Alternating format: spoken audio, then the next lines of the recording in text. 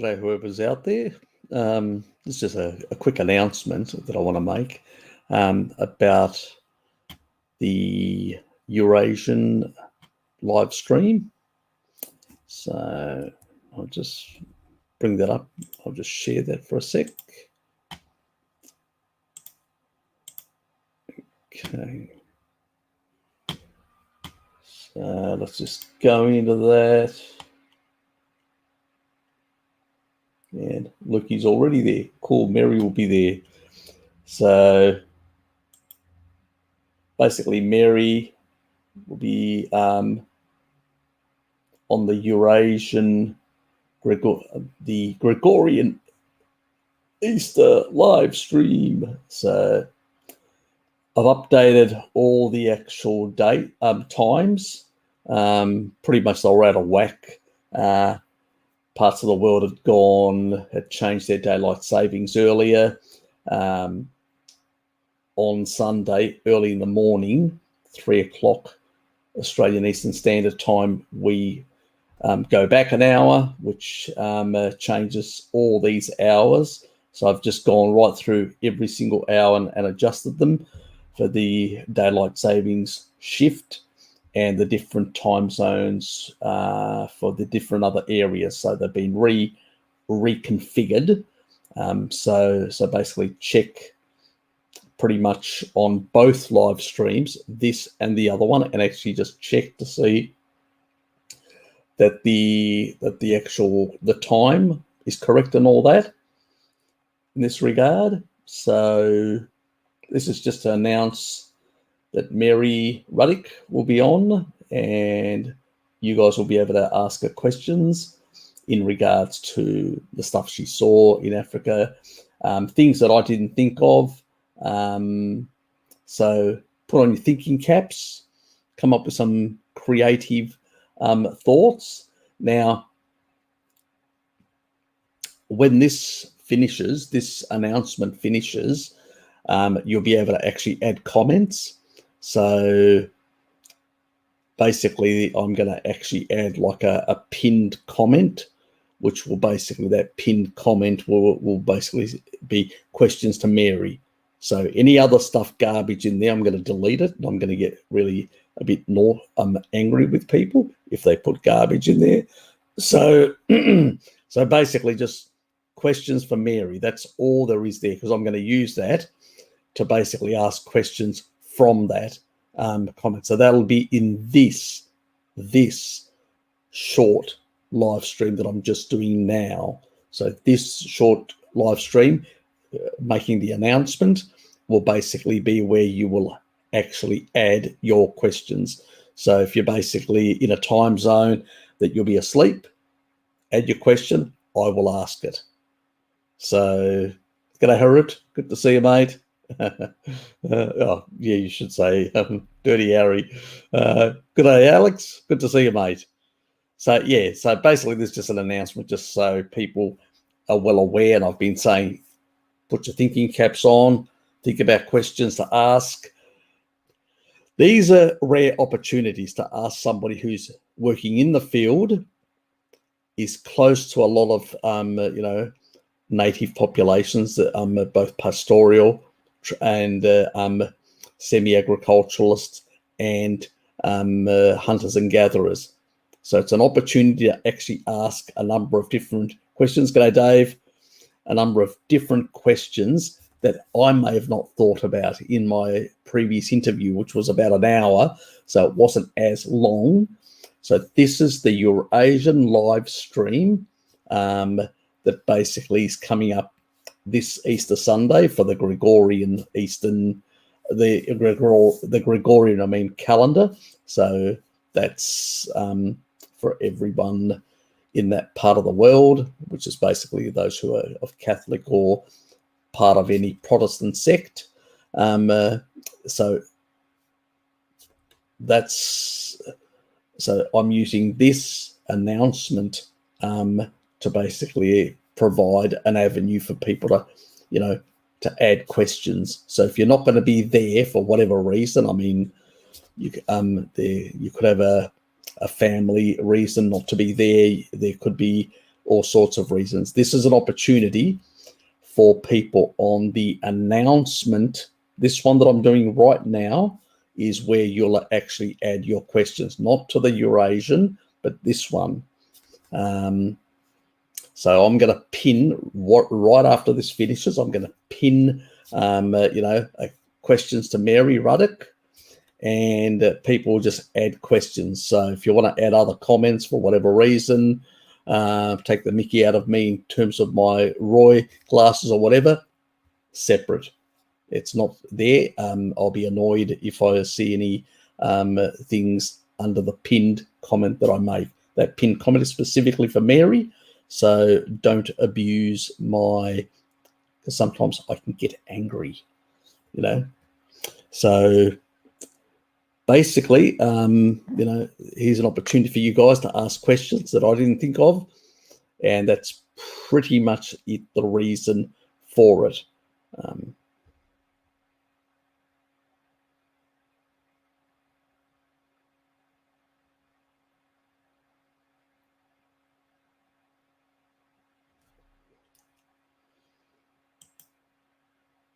Bad luck. I do this for free, mate. I don't do it for money or anything else.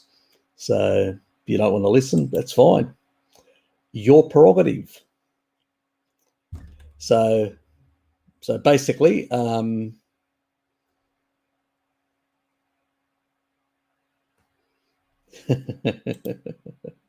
cheeky, a bit of Latin humor.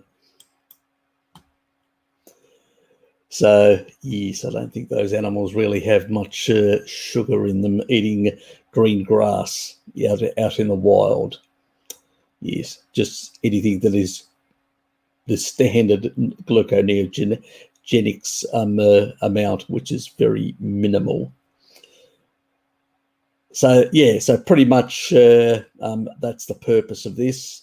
It's not the purpose of anything else. It's just an announcement, so you guys are aware what's happening, and you can sort of place questions, because I can't think of everything. That's the reality. There's no way that I can actually think of all the possible questions in regards to these traditional societies.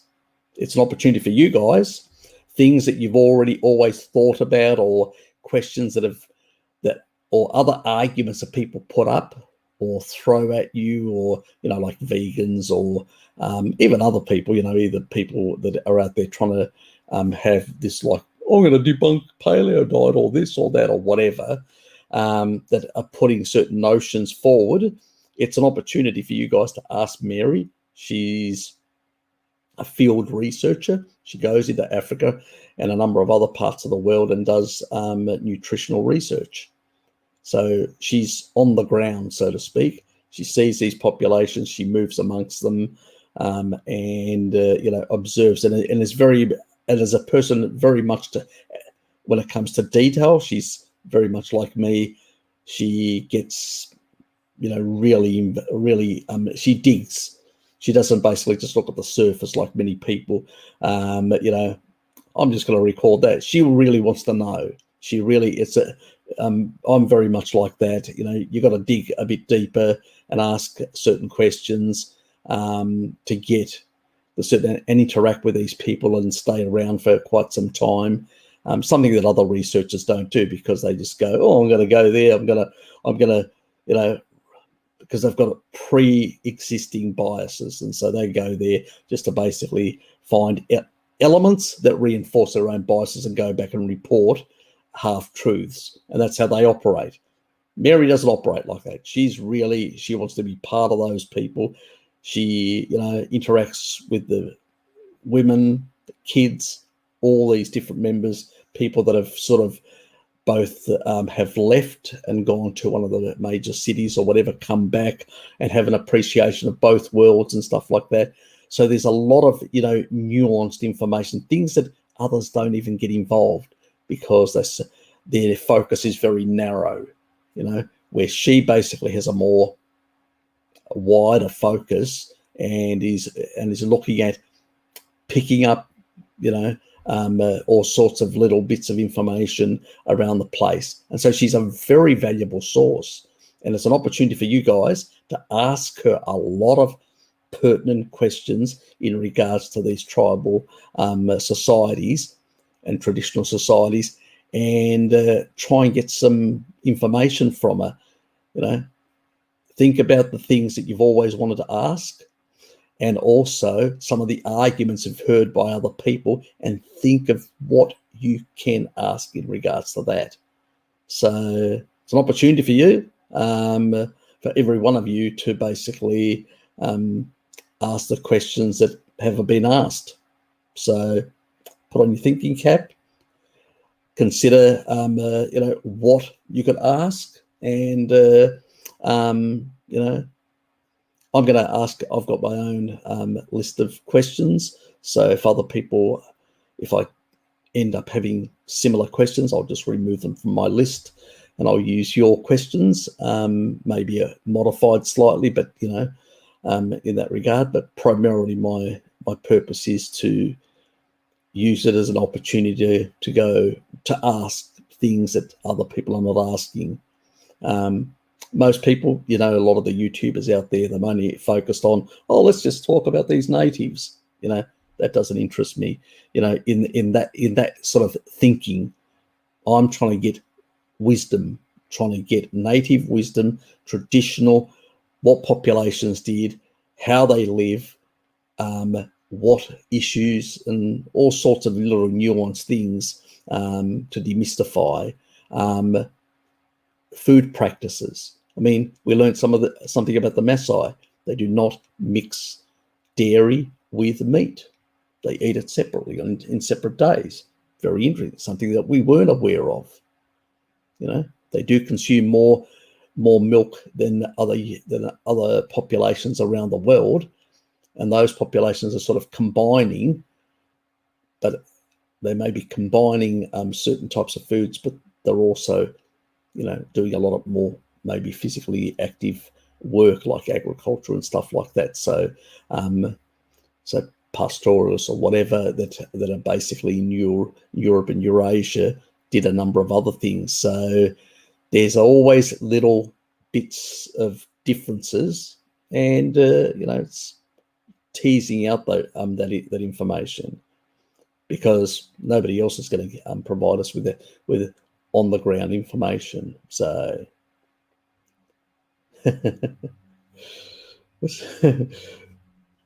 what's Lucky saying?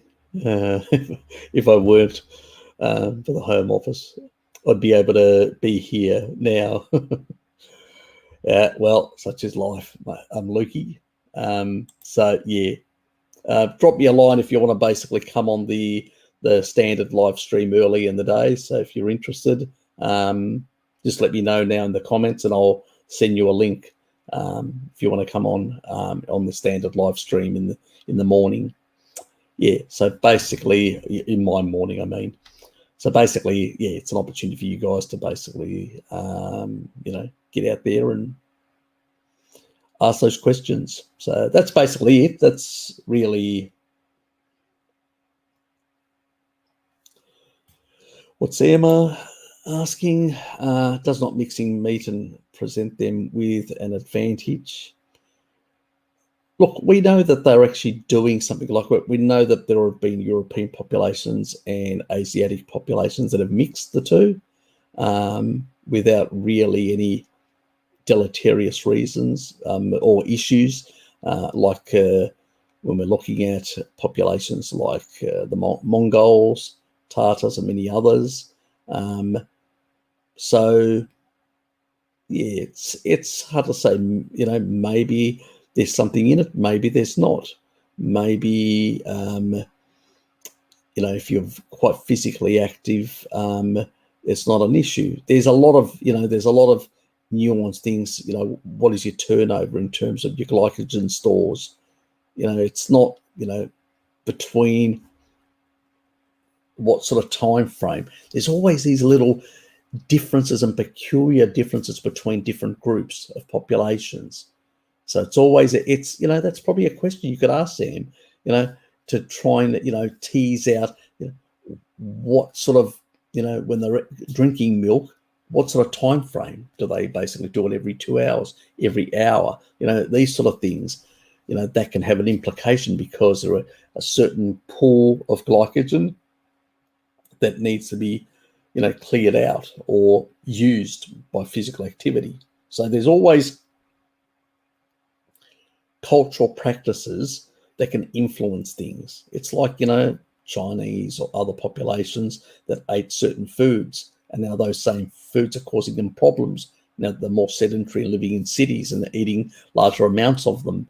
So there's so many nuances that you can data mine some of these societies in so many ways and get very much insights. But fundamentally, it always comes back to things like the Randall cycle and stuff like that. The sort of that physical and activity, the energy flux into the system, at what rate it's coming in and stuff like that. So there's always these little nuanced things, that can have an effect. So it's always interesting to look into these things from that perspective as well. So, and maybe they have a slight difference in genetics that basically allows them to do certain things. But the thing is, I sort of roughly touched on some of these issues, but we didn't go into depth because at the time she could only dedicate about an hour, and she had to be somewhere else. She had some consultancy to do or whatever. I can't remember what exactly it was, or whether earlier and then something different later on. So, there was a lot of time constraint, which was the big issue. But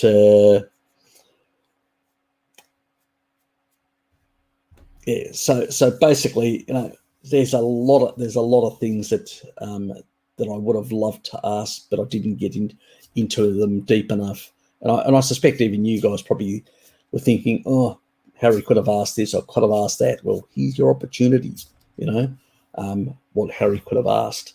So when I finish this shortly, in about a minute or two, I'll basically be putting under the announcement video, I'll be putting questions for Mary Ruddick, and it'll basically be pinned to the top, and then you guys can just put your own questions one after the other, and I'll go through them and I'll actually ask her those questions. So if people basically are definitely not going to be on the live stream, for whatever reason, place them there and I'll answer them. So it's an opportunity to not miss out, in a sense. That's what I'm giving you, an opportunity. And that's true as well. Very much so. They can't refrigerate. Yep, exactly. And no, and maybe that's also there's always going to be things that there are reasons for certain things. Sometimes it's a good idea to ask those questions to tease out some of this information. Somebody that's got on the ground knowledge and interaction with these groups of people. So it's always that sort of stuff.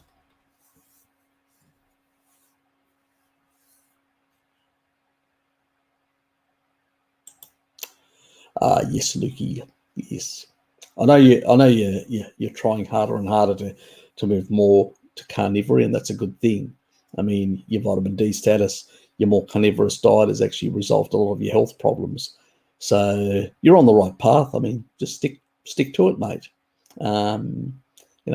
We all fall off the wagon. I mean, even I do. We all fall. None of us are perfect. Anybody tells you that, we live in a very toxic food environment. So it's not easy. Does raw milk stop the coagulation of fresh cow blood? Is it emulsified? Does it get thicker? I've got no idea. You could ask that question. That's a question you should ask. I don't know enough about blood, how it interacts with milk and stuff like that.